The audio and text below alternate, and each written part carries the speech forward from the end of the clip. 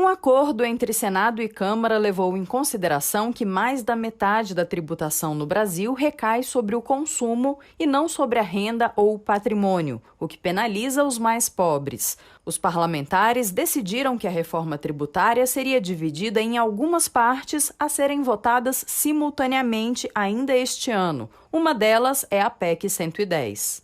Eu quero aqui, de fato, enaltecer o trabalho desenvolvido pelo senador Roberto Rocha, já ao longo de bastante tempo, inclusive como presidente da comissão mista das duas casas, que tratou da reforma tributária, e agora como relator também se desincumbindo de um parecer que será debatido, poderá ser modificado no âmbito da comissão e no plenário do Senado, mas uma etapa importante nessa busca constante que nós temos ao longo de anos, de um remodelamento do sistema tributário nacional. O relatório propõe a unificação de tributos sobre o consumo de bens e serviços por meio de 2 grandes impostos, a CBS, União de Impostos Federais, entre eles o PIS e a COFINS, e o IBS, União de Impostos Estaduais, como o ICMS, e municipais, como o ISS.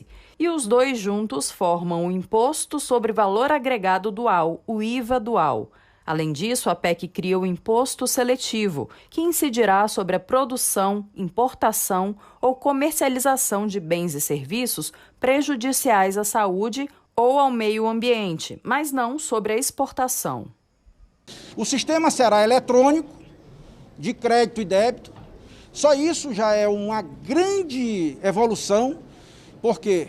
Porque até hoje, nos dias tecnológicos que vivemos, no mundo digital, o desafio na tributação é rastrear o produto. Apesar de ter, ultimamente, instituído nota fiscal eletrônica, código de barra e tal, isso não é suficiente, até mesmo em função da desmaterialização que a gente vive de bens e de serviços. Por exemplo, ninguém mais compra nenhum produto para ouvir música, está na nuvem. Vai aumentar muito a base dos contribuintes e vai, ao longo do tempo, diminuir a carga tributária. O texto ainda propõe a taxação de bens ou serviços em seus destinos e não na origem, ou seja, efetivamente sobre o consumo. O objetivo é acabar com a guerra fiscal entre os entes da federação. Hoje, nominalmente, dos 80 bilhões que é arrecadado este ano de ISS, 2 capitais que detêm 9% da população brasileira detém 40% desse valor. Então, nós precisamos fazer ele mais transversal, redistribuir essa tributação. Então, na medida em que o relator acolheu os estados, que nós possamos mudar da origem para o destino, esse é o primeiro ponto fundamental, vai se suprimir nos 60%, porque 60%, vamos dizer assim, desse IBS vem já na norma constitucional. Desses 60%, 5% vai ter uma distribuição unânime entre todos os municípios do Brasil. Pode ser uma capital ou um pequeno município. Os outros 30%, 35% vai ser legislação estadual que vai fazer. Ao longo dessas 3 décadas, sempre foram as divergências entre os estados que travaram a tramitação da reforma tributária. Então, primeiro, nós resolvemos internamente entre os 27 estados a convergência. Depois tivemos que nos entendermos com o governo federal, com os municípios. Os pontos principais do texto apresentado pelo relator Roberto Rocha ao apoio do Concefaz, e agora é a discussão, né, do detalhe do texto, que certamente será no processo legislativo, acontecerá aqui no Senado Federal.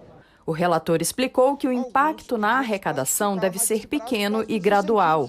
O novo sistema tributário vai ser completamente estabelecido em 7 anos.